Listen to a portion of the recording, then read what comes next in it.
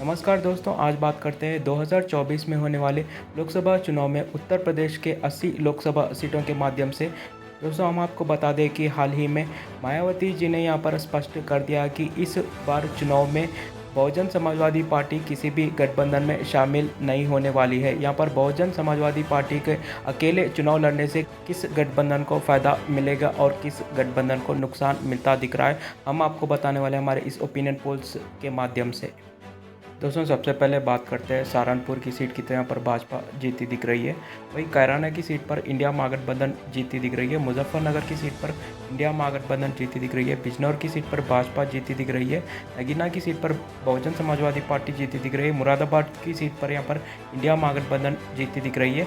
दोस्तों, वहीं रामपुर की सीट पर इंडिया महागठबंधन जीती दिख रही है। संभाल की सीट पर इंडिया महागठबंधन जीती दिख रही है।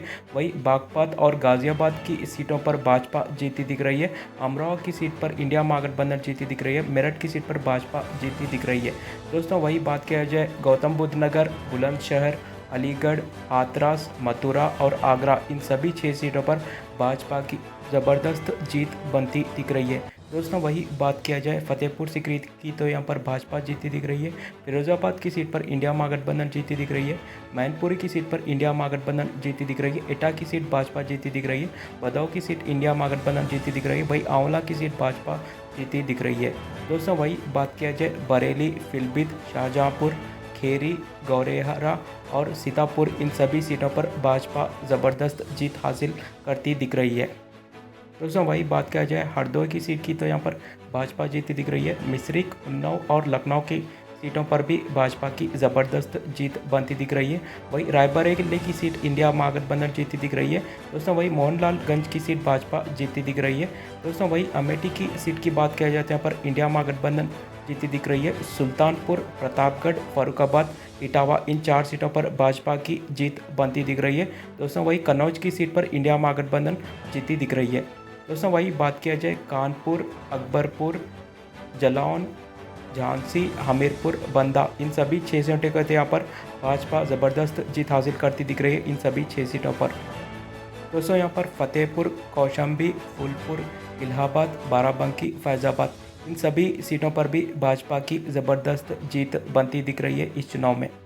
दोस्तों, अब बात करते हैं अम्बेडकर नगर, बहराइच, कैसरगंज, श्रावस्ती, गोंड, डुमरियागंज, इन सभी लोकसभा सीटों की। तो यहाँ पर भी भाजपा की ज़बरदस्त जीत बनती दिख रही है।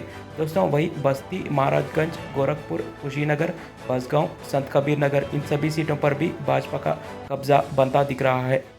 दोस्तों, वही बात करें लालगंज की सीट की, तो यहाँ पर भाजपा जीती दिख रही है। आजमगढ़ की सीट पर इंडिया महागठबंधन जीती दिख रही है। सलेमपुर की सीट भाजपा जीती दिख रही है। बलिया की सीट इंडिया महागठबंधन जीती दिख रही है।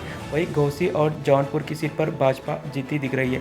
दोस्तों, वही बात किया जाए मछली शहर सीट की, तो भाजपा जीती दिख रही है। चंदौली, वाराणसी, देवरिया, भदोही, गाजीपुर, इन सभी सीटों पर भी भाजपा की ज़बरदस्त जीत बनती दिख रही है इस चुनाव में।